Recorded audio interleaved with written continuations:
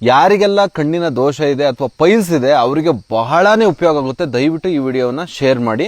ಇದನ್ನ ಯಾವ ರೀತಿ ಉಪಯೋಗಿಸ್ಬೇಕು ಅಂತ ವಿಡಿಯೋದಲ್ಲಿ ಹೇಳಿದೀವಿ. ಸ್ಕಿಪ್ ಮಾಡದೆ ವಿಡಿಯೋನ ಕಂಪ್ಲೀಟ್ ಆಗಿ ನೋಡಿ. ಕಣ್ಣಿನ ದೋಷ ಇಂಥದಕ್ಕೆ ತುಂಬ ಒಳ್ಳೆಯದು ಹನಗೊನೆ ಸೊಪ್ಪು ಅಂತ ಇದೆ ನಮ್ಮಲ್ಲಿ. ನೀವು ಹನಗೊನೆ ಸೊಪ್ಪಿನ ರಸನ ಮತ್ತು ಎಳ್ಳೆಣ್ಣೆಯಲ್ಲಿ ಉಪಯೋಗಿಸಿದರೆ ತುಂಬ ಒಳ್ಳೆಯದು. ಇದನ್ನು ನೀವು ರಸ ಸಮಭಾಗದಲ್ಲಿ 1 ಕಪ್ಪು ಎಳ್ಳೆಣ್ಣೆ ತೊಗೊಂಡ್ರೆ ಇದನ್ನು ಹನಗೊನೆ ಸೊಪ್ಪಿನ ರಸನೂ ಅಷ್ಟೇ ಪ್ರಮಾಣದಲ್ಲಿ ತೊಗೊಂಡು ತೋರಿಸ್ತೀವಿ. ಇದನ್ನು ಕಾಸಿಬಿಟ್ಟು ಇದು ನೋಡಿ, ಇದೇ ಸೊಪ್ಪು ತುಂಬ ಇದು ನಾಟಿ.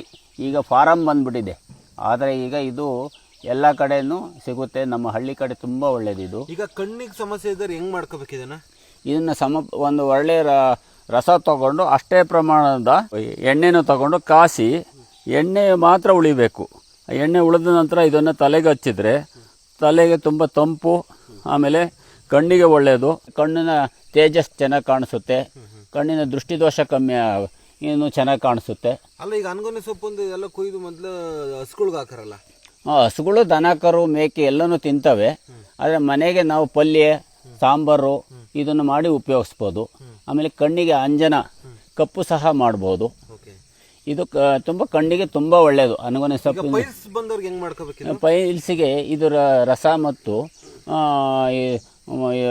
ಮೂಲಂಗಿ ಸೊಪ್ಪಿನ ರಸ ಇದು 2 ಸಮ ಪ್ರಮಾಣದಲ್ಲಿ ತಗೊಂಡು ಉಪಯೋಗಿಸಿದ್ರೆ ಸ್ಟಾರ್ಟಿಂಗ್ ಪ್ರಾಬ್ಲಮ್ ಇರೋಂಥ ಪೈಲ್ಸು ಕ್ರಮೇಣ ಗುಣ ಆಗುತ್ತೆ. ಈಗ ಕಣ್ಣಿನ ಸಮಸ್ಯೆ ಇದ್ದವ್ರಿಗೆ ಇನ್ನೊಂದ್ಸರಿ ಹೇಳ್ರಿ ಏನು ಮಾಡಬೇಕು ಅಂತ.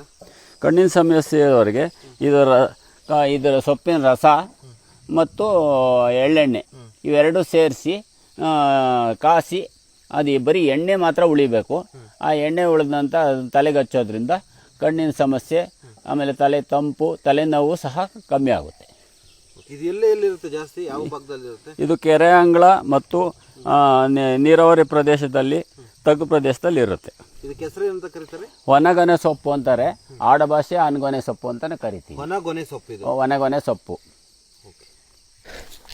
ದಯವಿಟ್ಟು ಈ ವಿಡಿಯೋನ ಯಾರೆಲ್ಲ ನೋಡ್ತಾ ಇದ್ದೀರಾ, ಇದನ್ನ ಉಪಯೋಗಿಸೋದಕ್ಕಿಂತ ಮುಂಚೆ ತಜ್ಞ ವೈದ್ಯರ ಸಲಹೆಯನ್ನ ಪಡೆದುಕೊಳ್ಳಿ. ಯಾಕಂದ್ರೆ ಗಿಡಮೂಲಿಕೆಗಳು ಸಂತತಿ ತುಂಬಾ ಕಮ್ಮಿ ಆಗ್ತಾ ಇದೆ, ಜೊತೆಗೆ ಇದ್ರದ್ದು ಬಳಸೋಂಥ ಪ್ರಮಾಣನೂ ಕೂಡ ಕಮ್ಮಿ ಆಗ್ತಾ ಇರೋದ್ರಿಂದ ಈ ಒಂದು ಪಳೆಯುಳಿಕೆಗಳನ್ನ ಉಳಿಸೋಂಥ ಸಲುವಾಗಿ ನಾನು ವಿಡಿಯೋ ಮಾಡ್ತಾ ಇದ್ದೀನಿ.